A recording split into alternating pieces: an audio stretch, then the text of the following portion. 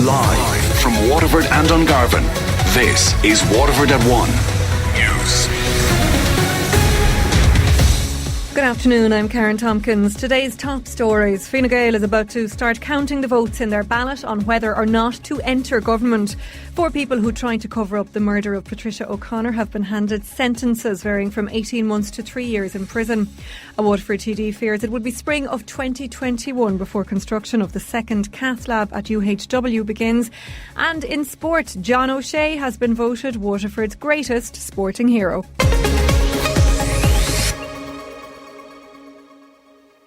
Fine Gael is about to start counting the votes in their ballot on whether or not to enter government. Counts for all 3 parties are now underway, with results expected by around 7 p.m. this evening. Our political correspondent Sean Defoe reports. It's now merely a nervy waiting game for the 3 parties involved in trying to form the next government as they await the verdict from their party members. The Greens have the highest bar to climb, needing 2/3 of their membership to back the deal.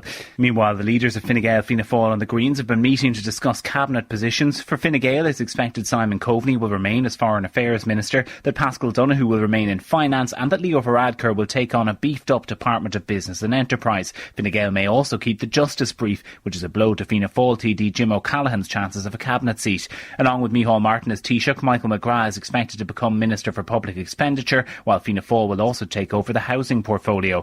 Green Party leader Eamon Ryan is likely to take charge of a new Department of Climate and Transport, with Catherine Martin tipped for either education or culture. Other key departments are yet to be sorted, but there will be 3 super junior ministries to also hand out, and there's plenty of behind-the-scenes lobbying going on today as TDs try to keep or claim a seat at the cabinet table.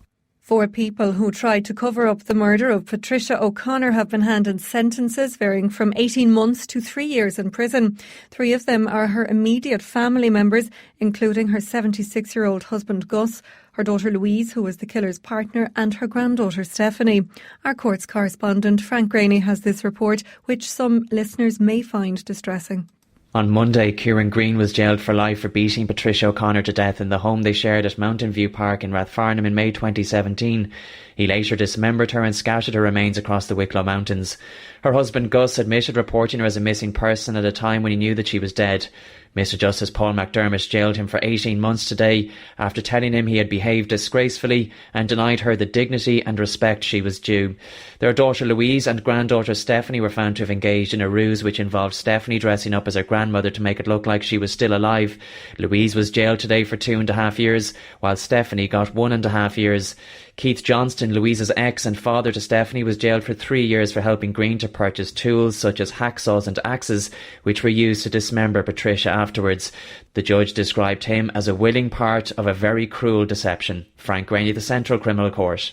A Waterford TD fears that it will be spring of 2021 before construction of the second cath lab at University Hospital Waterford begins. The project was granted planning permission in January, with building work due to start in October. However, Independent Deputy Matt Shanahan told it all that there's now delays. I can confirm to you now, Minister, that the construction timeline has now extended a further 3 months, and construction may not begin until the spring of 2021. This extension of time, Minister, is wholly unacceptable. This while we continue to operate in the South East 39 hours per week with just one single cath lab for the whole of the South East population. He says that travel restrictions are also impacting the refurbishment of the existing lab. The remodification of our existing cath lab we previously discussed has also been suspended now for many weeks. Despite the new lab equipment being in storage in UHW for a considerable period, engineers required to install and commission it will not travel from abroad because of our 2-week travel isolation requirements. Such requirements, in my opinion, could have been dispensed with by means of a COVID test on site at UHW and a managed accommodation agreement. The country will enter the next stage of coronavirus restrictions being eased on Monday. Phase 3 will see gyms, restaurants and hotels allowed to reopen, while indoor gatherings of 50 people can take place too. It's been confirmed places of worship can exceed that limit if social distancing can still be observed. Pubs that serve food can also open their doors again. A new campaign's been launched urging people to follow the guidelines. Patricia Callan from Drinks Ireland says we should expect a different experience. It will be a lot more concerning constraints. You won't be able to go to the bar. You will have to be seated, and then a server will come and take your order. You will be with your own group. Seen images of how different pubs are doing this, either through creating essentially snugs or perspex, etc. Meanwhile, Waterford and 10 other counties have recorded less than 10 new cases of coronavirus for at least 6 weeks in a row. Women and adults aged between 25 and 44 account for the highest number of COVID-19 cases in Ireland. These new figures from the Central Statistics Office look back at last week's level of COVID-19. The number of deaths related to the virus fell for the 9th consecutive week, and the number of cases of the disease fell for the 8th week in a row. Dublin continues to be the worst hit county. It accounts for 51% of deaths, and for 6 weeks in a row, Waterford, Clare, Leitrim, Longford, Tipperary, Wexford and Wicklow have had less than 10 cases.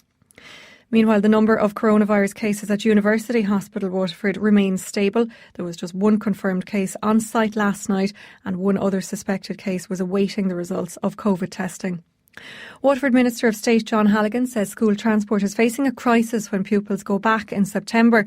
There are fears that some of the private bus companies involved in school transport will have gone out of business before children return to their classrooms.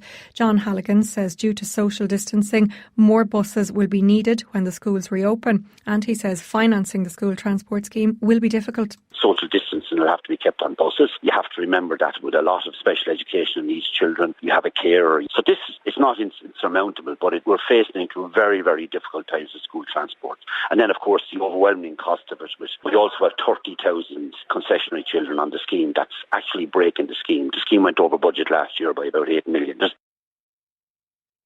486 people in Waterford have been receiving job seekers allowance for at least the past 10 years. A further 607 people in the city and county have been getting the payment for between 6 and 10 years. Nationally, almost 14,000 people have been receiving job seekers allowance for at least 10 years, with almost a third of them from Dublin. The Department of Social Protection says a further 18,200 people have been getting the payment for between 6 and 10 years. Fianna Fáil Social Protection spokesman Willie O'Dea says the state hasn't put enough emphasis on the long-term unemployed. Even if they require retraining, even to go into a class, you'd need some confidence building there. They wouldn't have the confidence to go in. A lot of the unemployed, you'll find as well, the long-term unemployed have issues with like homelessness, addiction, mental health, etc.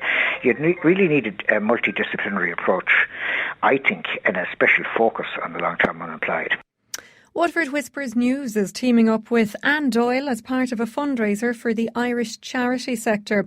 It's part of RTE Does Comic Relief, which starts at 8 p.m. tonight.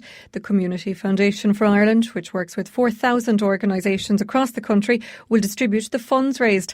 Anne Doyle spoke to WLR's Jeff Harris. I have recorded 2 of their Waterford Whispers news bulletins, which are very, as you can appreciate, very tongue-in-cheek.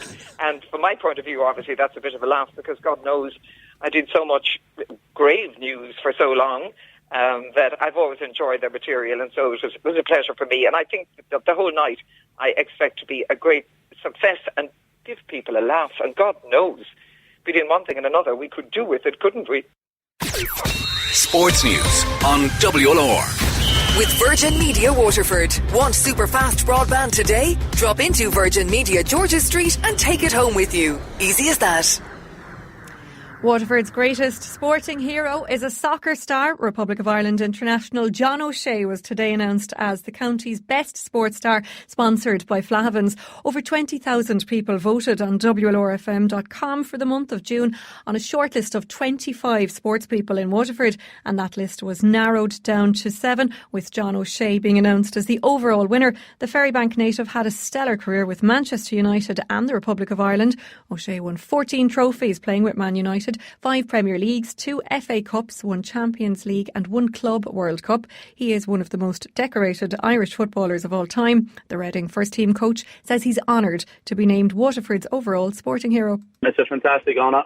I've always been proud, obviously, to represent Waterford all over the world and in the UK, and I was very pleased to pick up an award like that, especially when I know the depth of talent that Waterford has in such a variety of sports. Just to be in the mix of it was a great honour, but obviously when you come out on top, it's very special. I just hope there's more kids get inspired by it in every sport, because obviously it's been a tough few months for everybody and the sporting world as well.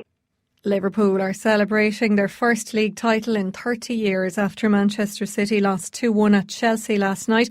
These fans from Waterford spoke to WLR's Damien Tiernan on Data Today. And to sit here tonight in our living room in Waterford and watch them win the league for the first time in 30 years with my dad, my mum, my sister, means the absolute world. It's hard to imagine that it's 30 years since I felt like this. It's fantastic. Yeah, Liverpool Premier League champions sounds very, very good. Liverpool means more than life to me because it adds to our lives. The club. It's such a special club. And finally, in Gaelic games, the draw for the Munster and Leinster Hurling Championships will take place this evening. The All-Ireland Hurling and Football finals will both be played before the end of 2020, with the hurling on Sunday, December 13th, and the football to follow 6 days later. The Hurling Championship will also see the round-robin Provincial Championship scrapped for this season, reverting to the traditional knockout format. Sports news on WLR is thanks to Virgin Media Waterford.